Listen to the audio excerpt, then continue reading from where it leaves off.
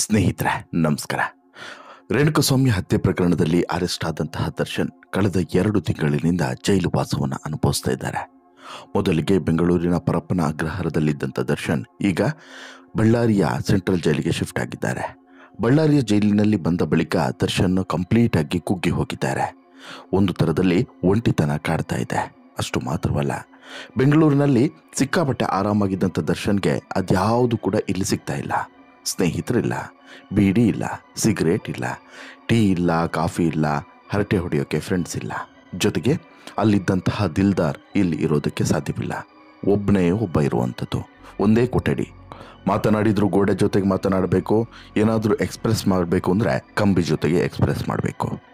ಹೀಗಾಗಿ ಬಳ್ಳಾರಿ ಜೈಲಿನ ವಾತಾವರಣಕ್ಕೆ ಒಗ್ಗಿಕೊಳ್ಳೋದಕ್ಕೆ ದರ್ಶನ್ ಪರದಾಟವನ್ನು ಪಡ್ತಾ ಇದ್ದಾನೆ. At the same time Parappana ಅಗ್ರಹಾರದಲ್ಲಿದ್ದಂಥ ಐಷಾರಾಮಿ ಬದುಕು ಇಲ್ಲಿ ಇಲ್ಲದಂತಾಗಿರೋದ್ರಿಂದ ಜೊತೆಗೆ ಎರಡು ವಿಚಾರವನ್ನು ಸಿಕ್ಕಾಬಟ್ಟೆ ಮಿಸ್ ಮಾಡ್ಕೊಳ್ತಿದ್ದಾನಂತೆ ದರ್ಶನ್. ಆ 2 ವಿಚಾರಕ್ಕಾಗಿ ಈಗ ಬೇಡಿಕೆಯನ್ನು ಕೂಡ ಇಟ್ಟಿದ್ದಾನೆ.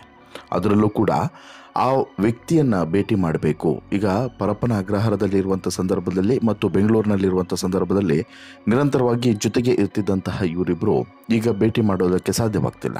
ಆ ವ್ಯಕ್ತಿಯನ್ನು ಭೇಟಿ ಮಾಡಬೇಕು ಅನ್ನುವಂಥ ಬೇಡಿಕೆಯನ್ನು ಬಳ್ಳಾರಿಗೆ ಬಂದ ಬಳಿಕ ಇಟ್ಟಿದ್ದಾನೆ. ಬಳ್ಳಾರಿಗೆ ಬಂದಂಥ ಒಂದೇ ವಾರದಲ್ಲಿ ಆ ವ್ಯಕ್ತಿಯನ್ನು ನೋಡಬೇಕು ಅಂತೇಳಿ ಯಾಕೆ ಅನ್ನಿಸ್ತೋ ಗೊತ್ತಿಲ್ಲ. ಜೊತೆಗೆ ಮತ್ತೊಂದು ವಸ್ತು ಬೇಕು ನನಗೆ ಅಂತ ಹೇಳಿ ಕೇಳ್ತಾ ಇದ್ದಾನಂತೆ. ಆ ವಸ್ತು ಯಾವುದು? ದರ್ಶನ್ ಮಿಸ್ ಮಾಡ್ಕೊಳ್ತಿರುವಂಥ ಆ ವಸ್ತು ಯಾಕೆ ಬೇಕು ದರ್ಶನ್ಗೆ?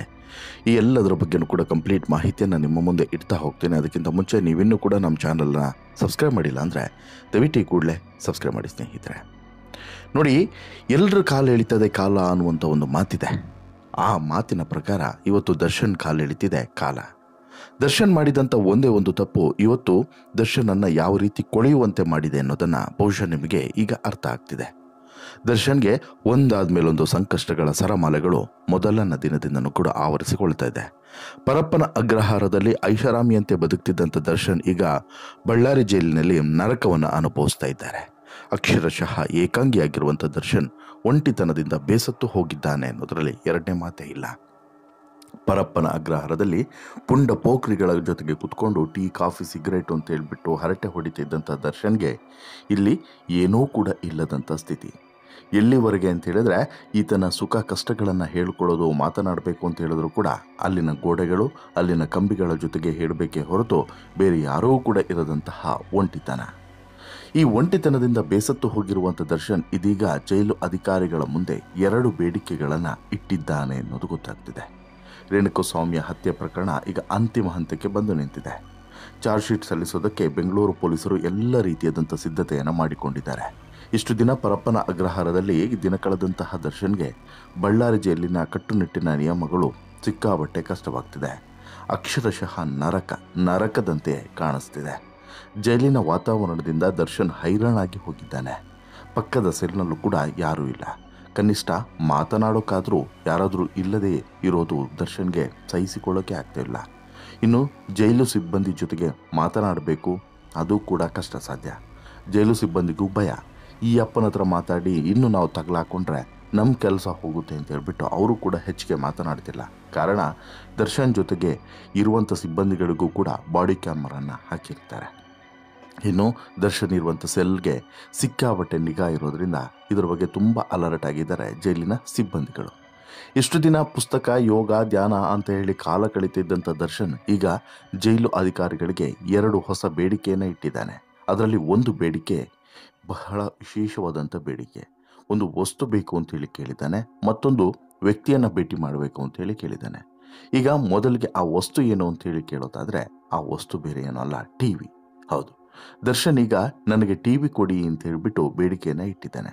ಒಂಟಿತನ, ಹತಾಶೆ, ಕುಟುಂಬ, ಸ್ನೇಹಿತರಿಂದ ದೂರ ಆಗಿರುವಂಥ ದರ್ಶನ್ ಬಳ್ಳಾರಿ ಜೈಲಿನ ವಾತಾವರಣಕ್ಕೆ ಒಗ್ಗಿಕೊಳ್ಳೋದಕ್ಕೆ ಆಗದೆ ಪರದಾಡ್ತಾ ಇರುವಂತೆಯೇ ಒಂದು TV ಬೇಕು ಅಂಥೇಳಿ ಬೇಡಿಕೆಯನ್ನು ಇಟ್ಟಿದ್ದಾನೆ. ಈ ಮೊದಲು TV ಸಹವಾಸವೇ ಬೇಡ ಅಂತೇಳಿ ದರ್ಶನ್ ಹೇಳಿದ್ದ. ಅಷ್ಟು ಮಾತ್ರವಲ್ಲ, ಈ ಮಾಧ್ಯಮದವರಿಗೆ, ಟಿವಿಯವರಿಗೆ ಹಿಗ್ಗಾಮುಗ್ಗ ಜಾಡಿಸಿದಂಥ ಇದೇ ದರ್ಶನ್ ಇವತ್ತು ಟಿವಿಯನ್ನು ಕೇಳಿರೋದಕ್ಕೆ ಸಿಕ್ಕಾಬಟ್ಟೆ ಎಲ್ಲರೂ ಕೂಡ ಕಾಲ ಎಳಿತಿದ್ದಾರೆ. ಅದಕ್ಕೆ ಹೇಳೋದು ಎಲ್ಲರ ಕಾಲನ್ನು ಎಳಿತದೆ ಕಾಲ ಅಂತೇಳಿ. ಇಲ್ಲೂ ಕೂಡ ಹಾಗೆ ಆಗಿದೆ. ಯಾಕಂತ ಹೇಳಿದ್ರೆ ಒಂದು ರೀತಿಯಲ್ಲಿ ದರ್ಶನ್ಗೆ ಇಲ್ಲಿ ಉಸಿರು ಕಟ್ಟಿದ ವಾತಾವರಣ ಇದೆ.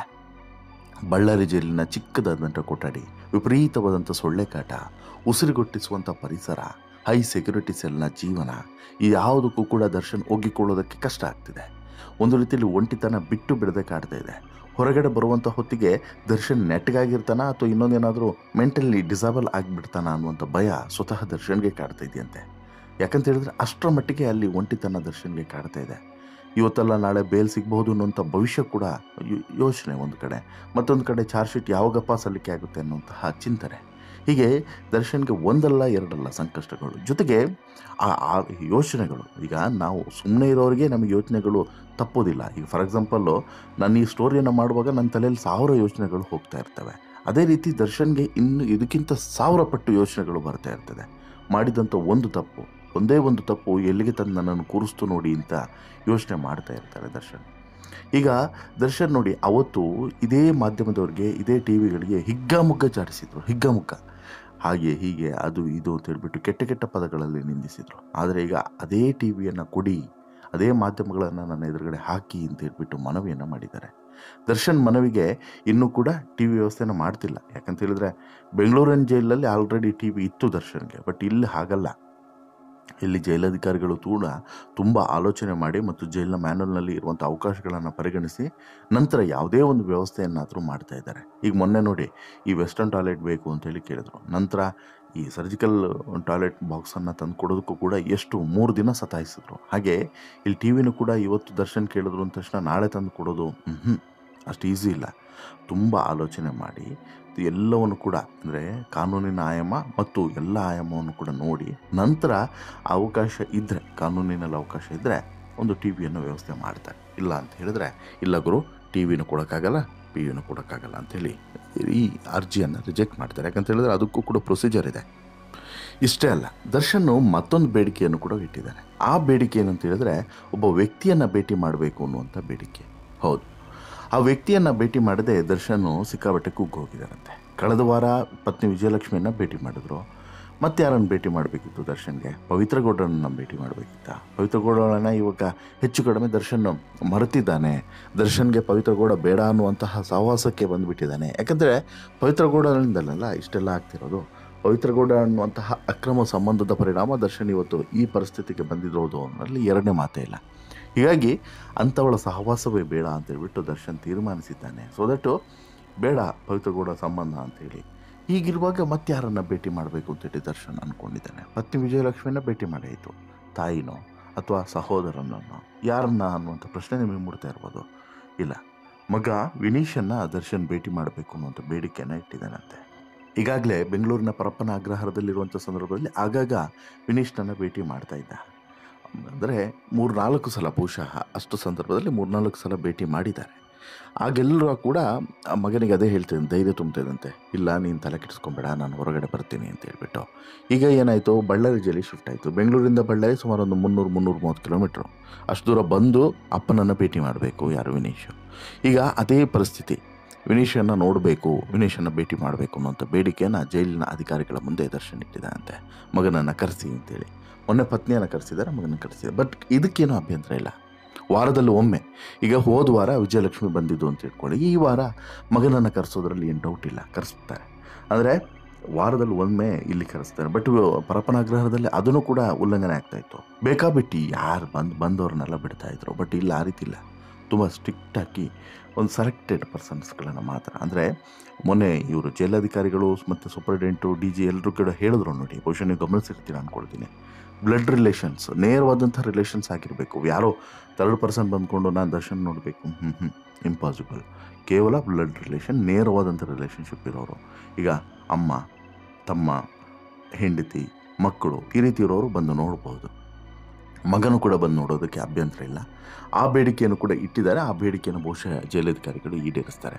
ಬಟ್ ದರ್ಶನ್ನು ನೀವು ಯೋಚನೆ ಮಾಡಿ ಯಾವ ಸ್ಥಿತಿಯಲ್ಲಿ ಇರ್ಬೋದು ಅಂತೇಳಿ. ಟಿ ವಿ ಬೇಕು, ಮಗನನ್ನು ನೋಡಬೇಕು, ಆಗ್ತಿಲ್ಲ, ನಿದ್ರೆ ಬರ್ತಿಲ್ಲ, ಸ್ನಾನ ಮಾಡೋಕ್ಕಾಗ್ತಿಲ್ಲ, ಬಟ್ಟೆ ಬದಲಾಯಿಸ್ತಿಲ್ಲ. ಒಬ್ಬ ಸೆಲೆಬ್ರಿಟಿ ಆಗಿದ್ದೋನು, ಕೋಟ್ಯಾಧಿಪತಿ ಆಗಿದ್ದೋನು ಇವತ್ತು ಯಾವ ರೀತಿ ನರಳುವಂತಾಯಿತು ಅನ್ನೋದನ್ನು ನೀವು ಆಲೋಚನೆ ಮಾಡಿ. ಅದಕ್ಕೆ ದುಡುಕಿನ ಕೆಲವು ನಿರ್ಧಾರಗಳು ನಮ್ಮ ಜೀವನವನ್ನು ಎಲ್ಲಿ ತೆಗೆದುಕೊಂಡು ಹೋಗ್ತವೆ, ಎಲ್ಲಿ ತೆಗೆದುಕೊಂಡು ಹಾಕ್ತವೆ ಅನ್ನೋದಕ್ಕೆ ಸಾಕ್ಷಿ ಈ ಘಟನೆ ಅಂತೇಳಿ ಅನಿಸುತ್ತೆ. ನಿಮಗೇನು ಅನಿಸುತ್ತೆ ಸ್ನೇಹಿತರೆ? ಈ ಸ್ಟೋರಿಯನ್ನು ನಾನು ಕೇಳಿದಾಗ, ಈ ದರ್ಶನ್ನ ಇವತ್ತಿನ ಪರಿಸ್ಥಿತಿಯನ್ನು ಅವಲೋಕಿಸಿದಾಗ ನಿಮಗೇನು ಅನಿಸ್ತಿದೆ? ದಯವಿಟ್ಟು ನಿಮ್ಮ ಪ್ರಾಮಾಣಿಕ ಅಭಿಪ್ರಾಯವನ್ನು ಕಮೆಂಟ್ ಮಾಡಿ ತಿಳಿಸಿ. ಜೊತೆಗೆ ಈ ಸ್ಟೋರಿ ಇಷ್ಟ ಆಯಿತು ಅಂತ ಹೇಳಿದ್ರೆ ಲೈಕ್ ಮಾಡಿ, ಶೇರ್ ಮಾಡಿ, ಚಾನಲ್ಗೆ ಸಬ್ಸ್ಕ್ರೈಬ್ ಆಗೋದನ್ನು ಮರಿಬೇಡಿ. ಧನ್ಯವಾದ.